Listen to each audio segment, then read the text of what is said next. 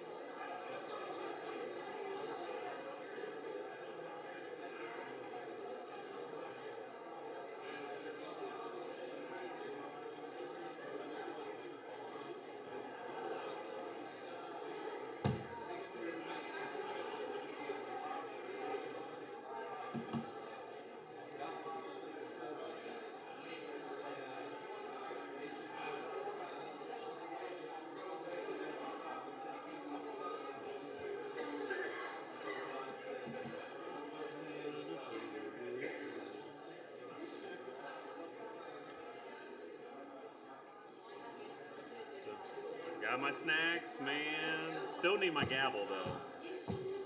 Oh, I need the bell right here. Yeah, hit that bell.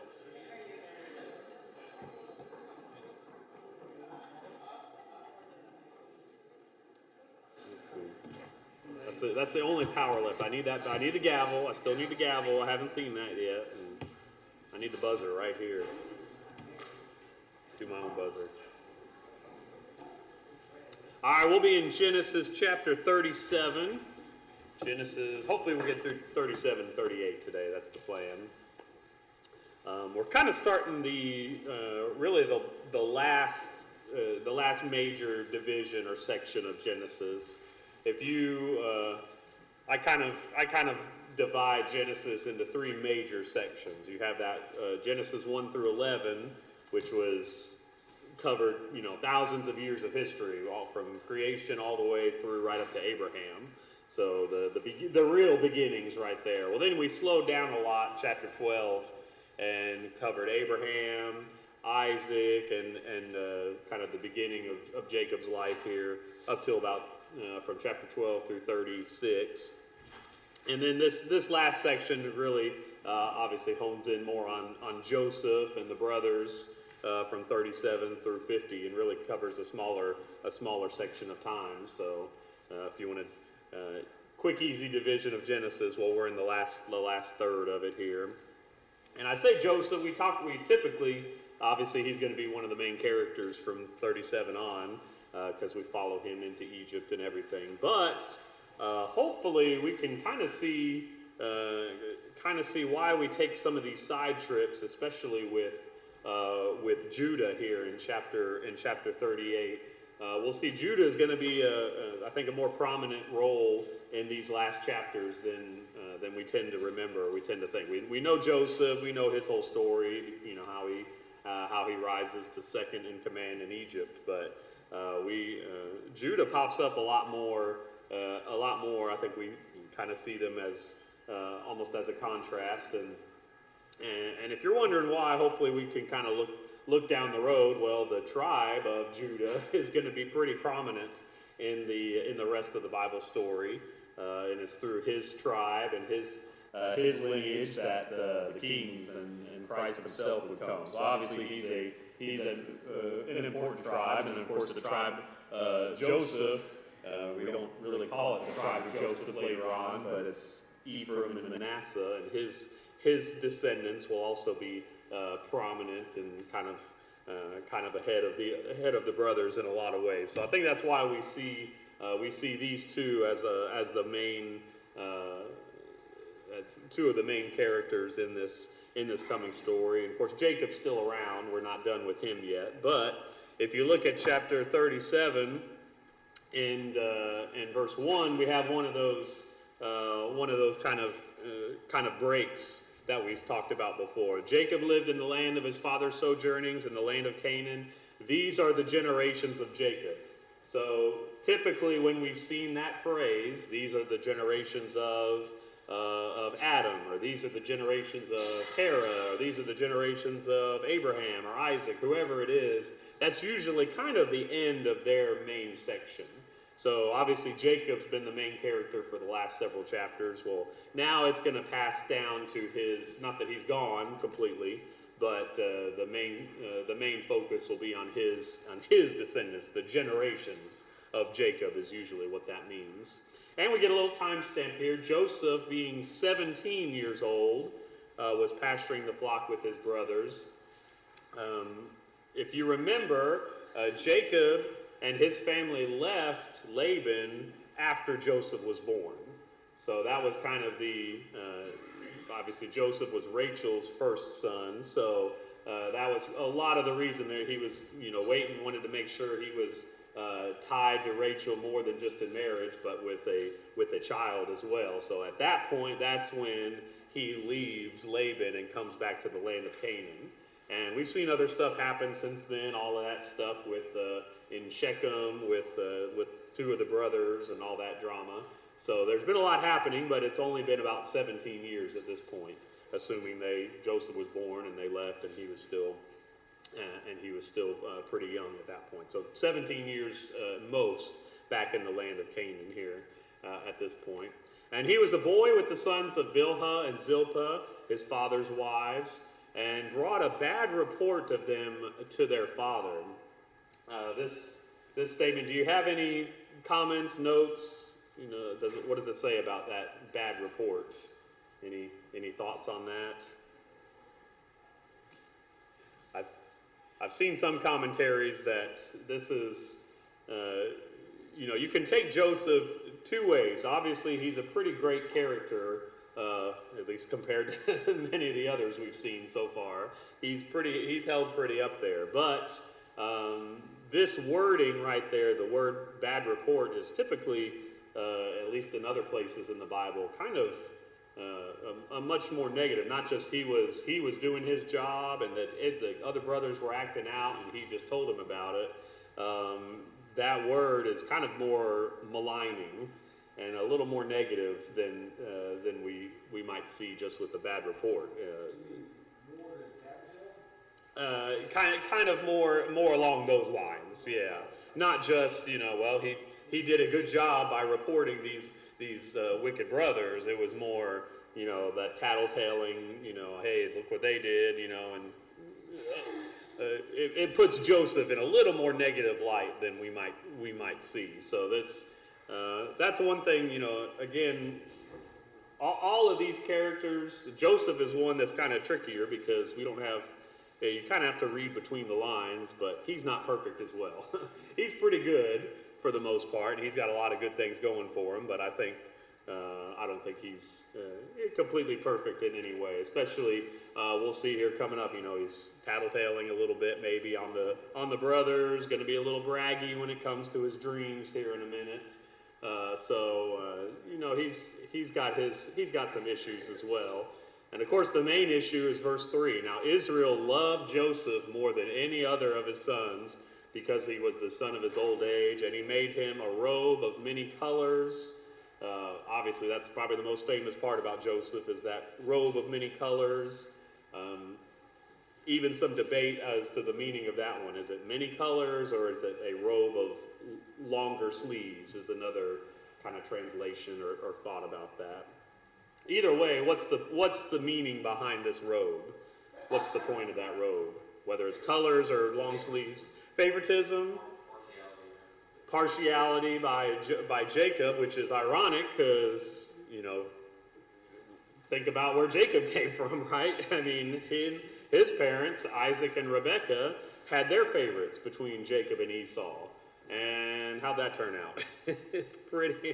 That was not the best way of parenting there. And now he's got Joseph as his favorite, and that obviously that's going to cause more trouble. Of course, why do we think? I mean, it says he was the son of his old age. What's another reason why Joseph was likely the favorite? Yeah, it was Rachel was the most loved, his favorite wife. So Joseph was at this point. I mean, we don't know exactly when the time frame is, but we've already seen Rachel's death. So if this is chronological, then she's passed away. Benjamin's just a small child at this point. Joseph makes sense that he would be more loved if that's his favorite wife as well. Nowadays, they just simply say, "Oh, he's the baby of the family." And yeah, he probably was, because it seemed like there was some time frame from Joseph and then Benjamin's birth. They were all in pretty quick succession there, within 14 years from Reuben to Joseph. So they're all kind of back to back a lot. Well, then there seems to be some more of a gap, so Joseph gets to be the baby of the family for a little while longer until Benjamin's born.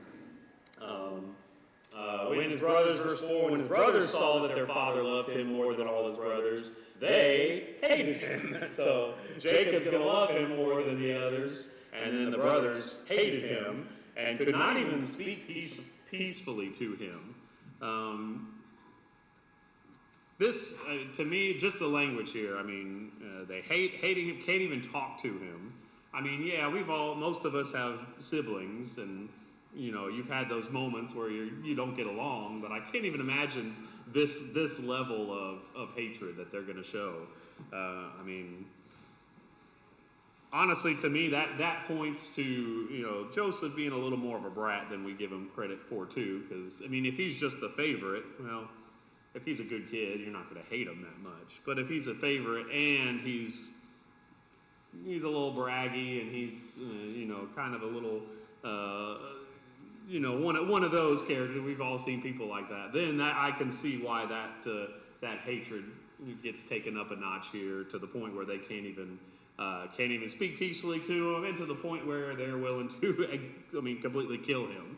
So that's something more is going on there than maybe we see here. No, I'm not sure any of that's going on. I mean, the Bible doesn't tell us he's got that attitude. It tells us that he had a bad report. It doesn't say that was a bad report, or one for him to say. It's certainly in the dreams, God gave him those dreams. He didn't build up those dreams. In the dream telling, he didn't bring up himself extra more than what the dream meant. So I think when we stretch that further than what this actually says, we may be impugning him that, and we shouldn't. I mean, that's a good point. I don't want to. I mean, I'm giving a possibility. Again, I'm not saying yes or no. This is just. And you may be right, but the text is dead on that. Then, of course, in a minute, we're going to see, okay, he gives us this dream. Let's look at that dream real quick. Verse 6, he says, "Hear this dream I've dreamed. Behold, we are binding sheaves in the field, and behold, my sheaf rose and stood upright, and behold, your sheaves gathered around it and bowed down to my sheaf." The brothers didn't have to think too hard about the interpretation of this dream. Are you indeed to reign over us, or are you indeed to rule over us? So they hated him even more. So I guess, to my point, you know, maybe he's just telling the dream. Well, if you have another dream about that exact thing, you probably don't tell it to your brothers again. You know, you probably learn your lesson a little bit. But he has a similar dream. Verse 9, then he dreamed another dream and told it to his brothers and said, "Behold, I've dreamed another dream. Behold, the sun, the moon, and 11 stars were bowing down to me." But when he told it to his brothers, his father rebuked him and said to him, "What is this dream you have dreamed? Shall I and your mother and your brothers indeed come to bow ourselves to the ground before you?" And even, of course, his brothers were jealous, and his father's kind of rebuking him a little bit in this way. So again, I mean, that's just some conjecture, but I don't know that Joseph's necessarily just this completely innocent character, but we will see that he's pretty good later on. So, just a couple of thoughts on that. First of all, they would have seen him every time they saw Joseph with the long robe, A reminder. really multicolored, whatever it is. They would know him. So that's why I think it was constantly in their mind, right? And these dreams, God gave them dreams. If He hadn't have told them these dreams, though, think about how that's going to. It's all part of God's plan. You know, if He didn't tell them the dream, they wouldn't have known later on, right? Precisely, yeah. It is important that they're told. That they know these things that are about to happen. Going back to the robe again, you know, that robe wouldn't have been just a reminder, he's the favorite. Typically, a robe like that is worn by the man in charge and the man that doesn't have to do all the work. You know, these brothers were out there, they're doing the work of shepherding and, you know, taking care of the flocks.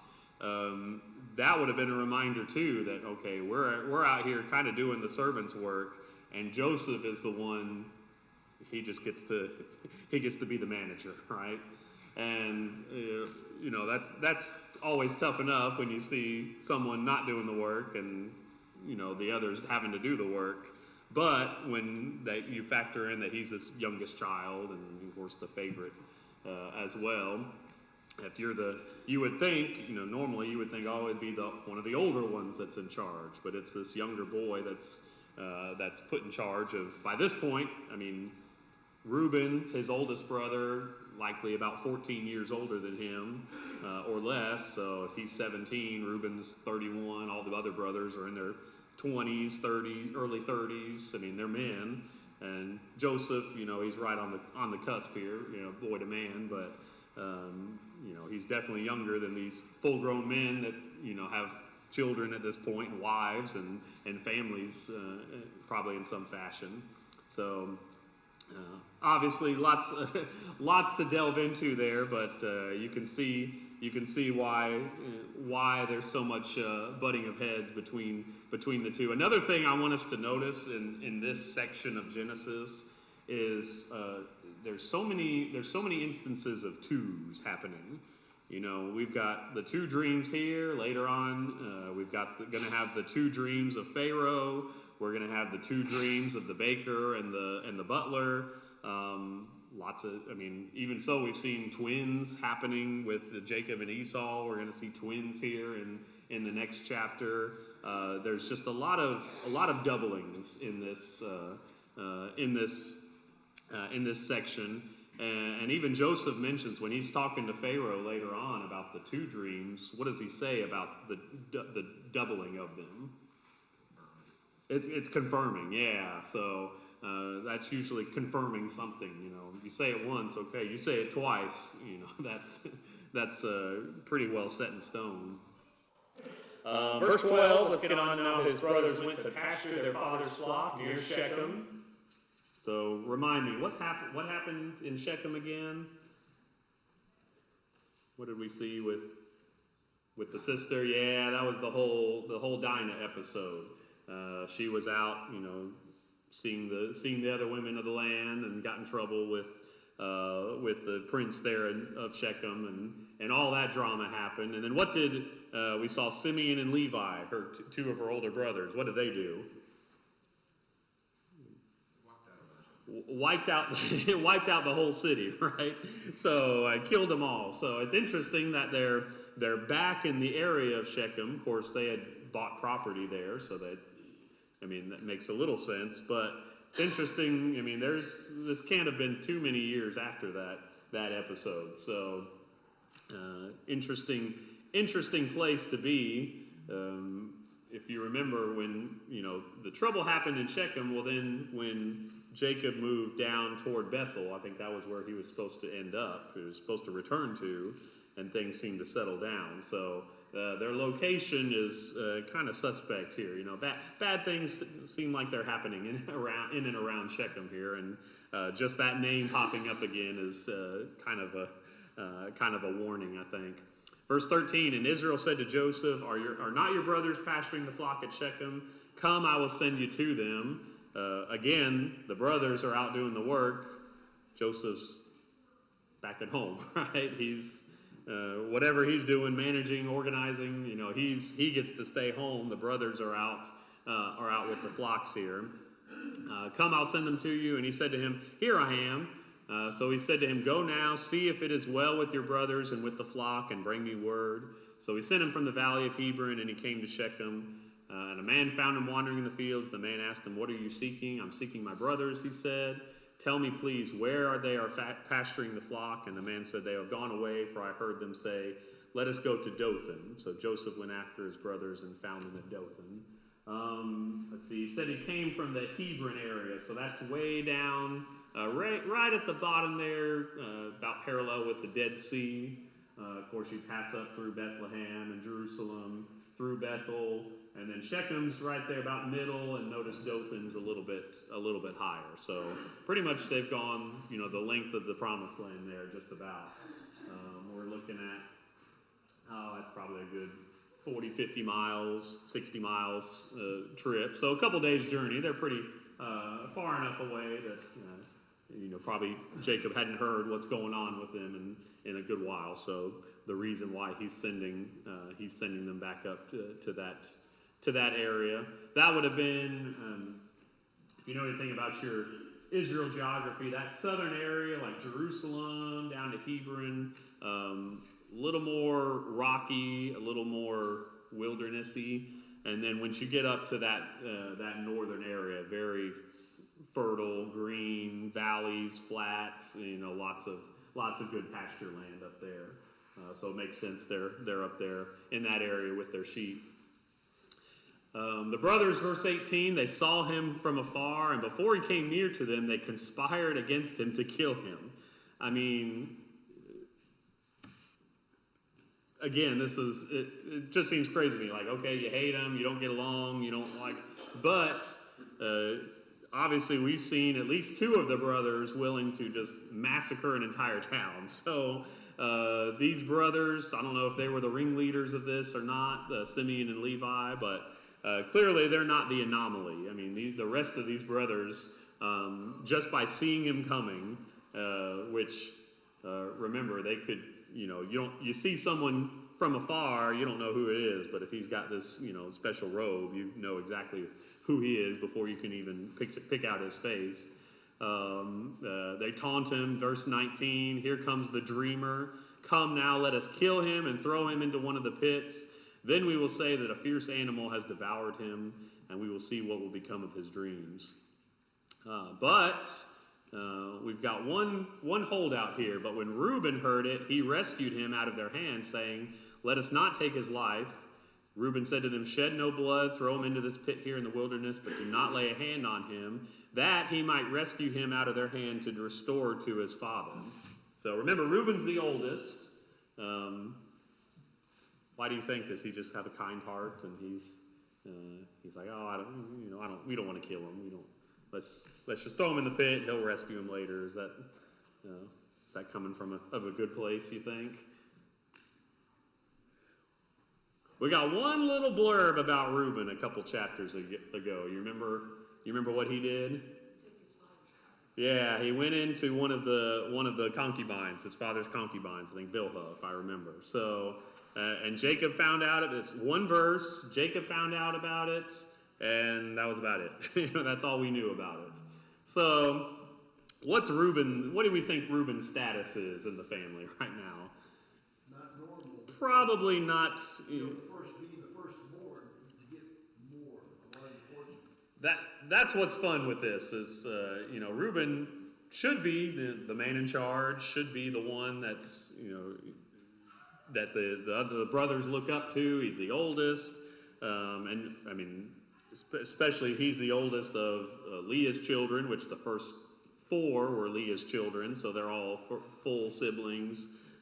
He should have this kind of higher status amongst the brothers, and I think we'll see he's kind of overlooked. They don't really respect him that much, and I don't know how much that, obviously everyone would have known about that, him going into his father's wife like that, and the embarrassment and all that. So I don't know how much that plays into it, but you kind of wonder here if Reuben's trying to do a little damage control. If he can come back to his father and say, hey, I rescued Joseph from the hand of my brothers, here I've kept him safe, maybe he gets a little bit more credibility out of it. But again, the brothers, we're going to see here, they don't even consult him. Reuben's not a part of this selling thing. He comes and it's surprise. So they're not consulting him, or they're not really looking to him as a leader. They're going to look to someone else here. Look at verse 23. So when Joseph came to his brothers, they stripped him of his robe, the robe of many colors that he wore. They took him and threw him into a pit. The pit was empty. There was no water in it. Then they sat down to eat.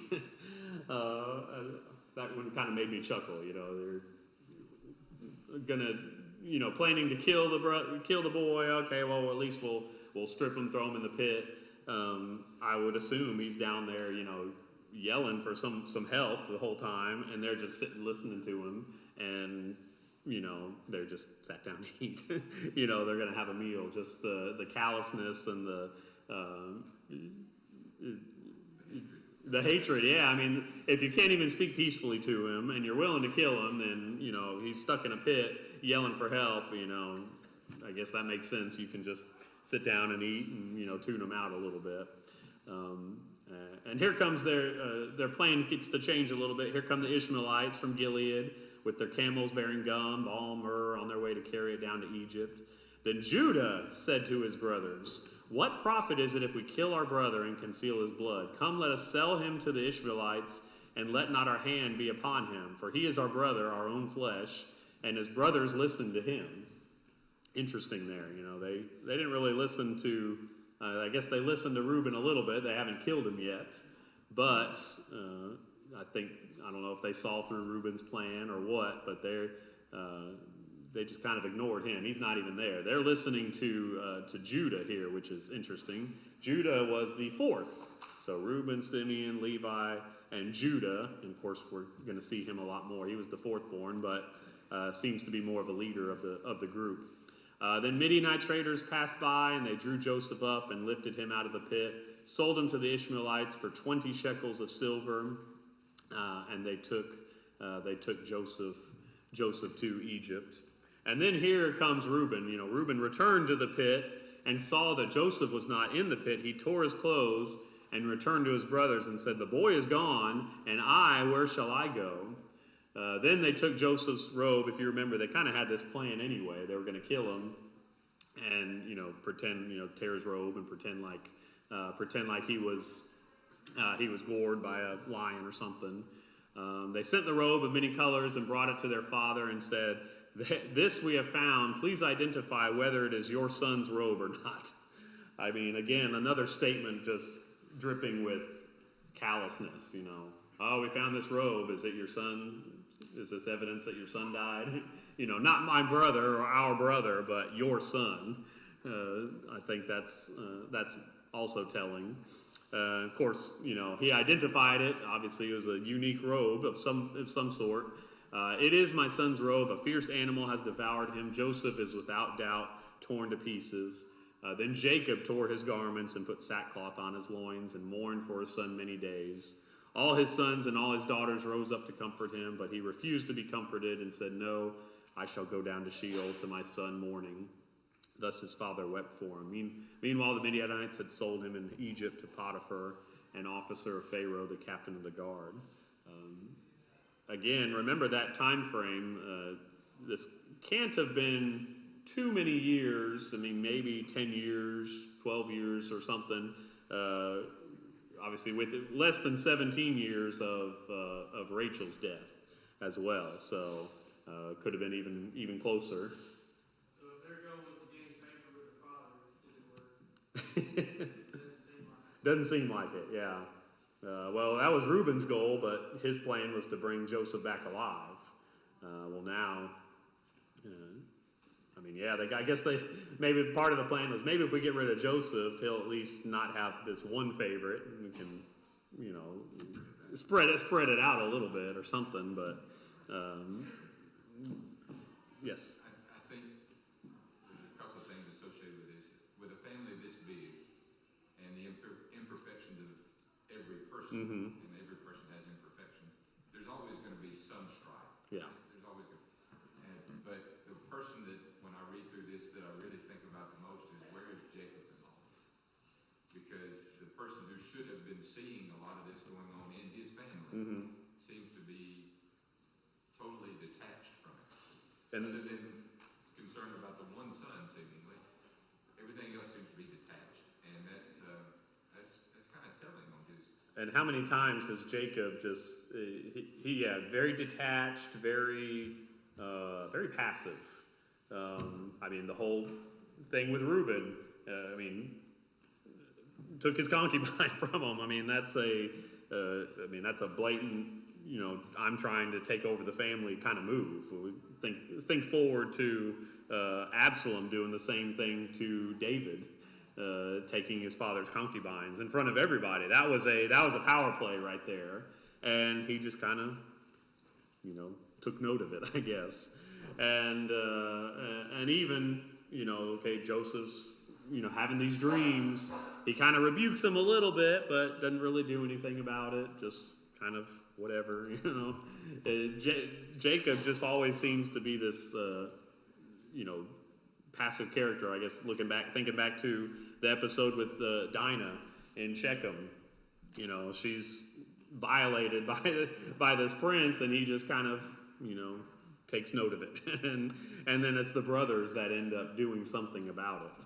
So it mentions that, I mean, Jacob is an older man at this point. I mean, talks about the son of his old age. He's still got some years ahead of him. He's not dead yet, but seems like, especially kind of similar with Isaac too, just kind of as they got older, just things diminished, and Jacob's kind of seeing, we're seeing that with Jacob here as well. But I mean, he mourns for his son. He believes this whole ruse that he was, I guess he had no reason. I don't know. I would think he'd have some idea that maybe they hated him and might have killed him, because they've killed a bunch of people before. So, but he doesn't suspect that at all, and he mourns for him. I shall go down to Sheol to my son mourning. He's really had a difficult life, even though he's had some good moments. He's got some pretty low moments in his life as well. Just like we'll see with Joseph. This is a low time for him. He's gonna have some highs and lows. Get up into the house of Potiphar and then back into jail, and then rise up to second in Egypt. He's gonna have a similar roller coaster ride with his life. That gets us to chapter 38, which seems almost out of place here. We're talking about Joseph. We're heading down to Egypt. You want to get more into him and get to the house, Potiphar and all that stuff. And we take this side trip down to in verse 30 or in chapter 38 with Judah. The whole chapter spent with him. So that's what stuff like this is telling me we need to take note, even though this is one of those kind of unseemly chapters and seems out of place. Well, it's there for a reason. So we're gonna see Joseph's. We see lots of spiritual journeys in Genesis. We've seen Jacob's going through lots of stuff, and eventually we'll have this kind of big climax with him blessing his children at the end of his life, and Joseph having some highs and lows with just bad fortune, good fortune with him. Well, Judah is going to have a similar, I think, spiritual journey that we can take note of here. Obviously, the first thing we really heard about him just then was, you know what? Well, let's not kill him. Let's just sell him and at least make a little money about it. I don't know if that's better or worse. Is it better that he didn't kill him, but he's just wanting to make some money about it, or is that almost seem a little even less detached or less, a little more callous with that whole thing? God has given these men dreams, and he has told them prophecies, and Jacob was vexed by that, kind of confused. You wonder if that helped with their connection. Like, oh, I had this dream. Maybe Joseph's having dreams too. We're the same. And if God was one at a time, he allowed these things to happen, which it seemed, maybe to us doesn't seem straightforward, but God was working through all of this so that it may fulfill those things. And we see all that come about through that. So God allowed them to make human decisions. Mm-hmm. He allowed them to live as men. And at his time, at his appointed time, he would steer them where he wanted them to go. And you would think, if Jacob had his way, we know his favorite is Joseph. So, he's going to give obviously the precedent is set for not the oldest to receive the blessing and the birthright and all that stuff. So you would think in his mind, well, I'm going to give, Jacob I'm going to give Joseph the birthright and bless him. Well, Joseph, we'll see, ends up getting the birthright, the double portion. But it's going to be Judah that gets the blessing, which is interesting. It's through Judah that the seed promise will be passed. And that, Jacob's going to reiterate that. It's not just, he was trying to give it to Joseph, and no, he's going to say that. He's going to basically appoint Judah as the recipient of that. So I think that's why we see Judah here, but definitely his character is, starts off pretty poorly at best. I like the language here. It happened at that time that Judah went down from his brothers. So usually think about the times that we've either left the promised land or left the people. Abraham leaving the promised land, going down to Egypt. Bad things happen. Jacob leaving the promised land for a time and coming to return. I mean, we see. I think there's some there's more than just they left and came back. I think that's like kind of some spiritual undertones there. Well, this seems to be kind of a negative time during Judah's life, that he's leaving and returning. We won't get to read all of this, but we'll kind of summarize. He ends up marrying a Canaanite woman. That's always a negative too. Think about Esau doing the same. So that's never good. He ends up having 3 sons: Onan, and Shelah. And we don't know much about them, except he marries Tamar, and then he's so wicked, God just kills him. So not a good look for Judah here, that his firstborn son is just so wicked, God just kills him. We don't even know what it is, but he's that wicked that he just has to no, we're done with that. He put him to death. And then Onan, the secondborn, is supposed to take Er's wife Tamar, and they haven't had kids yet. Well, he's supposed to take her as a wife so they can have kids. Think that's called the levirate marriage. Think about Ruth. That's what was happening with Ruth and Boaz. So he's supposed to take her as a wife. Well, he takes her as a wife, and then doesn't. He's fine with sleeping with her, but he's not going to do what he needs to do to give her children. So this is one of those laws. Later on in Deuteronomy, this is codified into law. You don't have to take her as a wife. He could have said no. There would have been some shame against that, but there wasn't he's going to be put to death if he doesn't take her. He can say no. He took her as a wife, and he's just using her as a sexual pawn, and then he doesn't give her children. Yes, ma'am. So, yes, the idea of obviously Ruth lost her husband, so a relative of some kind, a brother or Boaz. There was actually a relative closer to Ruth, if you remember, and he declines because he knew what would happen. Any children that they have would have been considered Ruth's first husband's children, and not his, and that would mess up some of the inheritance for him. And the nearest, yeah. So he was the nearest. He declined, and then Boaz accepted.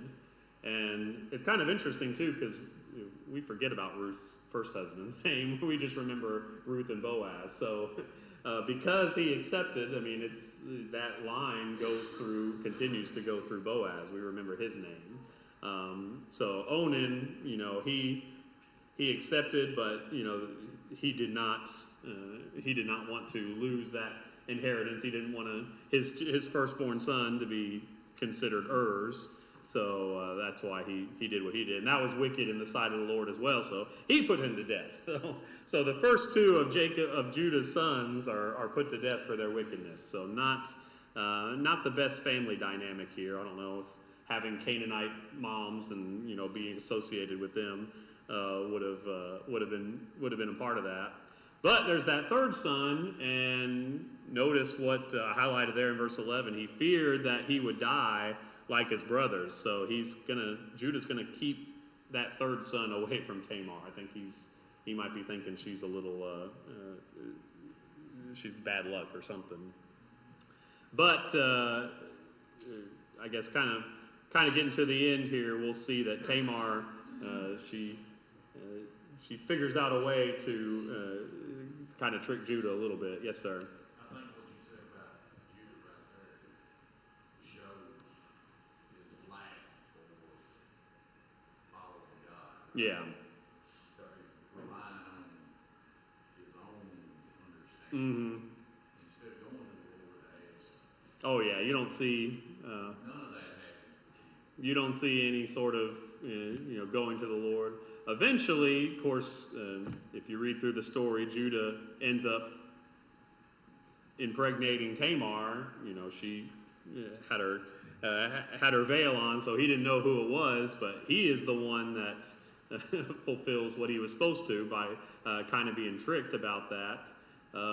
Notice this statement after he gets caught there at the end, verse 26. Judah identified them and said, "She is more righteous than I, since I did not give her to my son Shelah." So he understands, as unsavory as this whole thing is, not that I'm saying that everything Tamar did was exactly right, but she is more righteous than I. She was, just trying to, trying to get things done, whether good or bad. We can definitely assume that's not the best way, but Judah could have prevented all of this with his with his actions. But they end up having twins again. Lots of twins in this family. So Jacob and Esau. Now we've got Perez and Zerah. And Perez will be it's through his line, through Judah and through Perez and on down. That's the line of Christ right there. So he's mentioned. And who else is mentioned? If you go look at Matthew chapter 1 and the genealogy of Christ, who else gets mentioned from this episode? She's one of the few women mentioned in. Well, Rahab later on, but I mean Tamar, right? She's actually listed in the genealogy.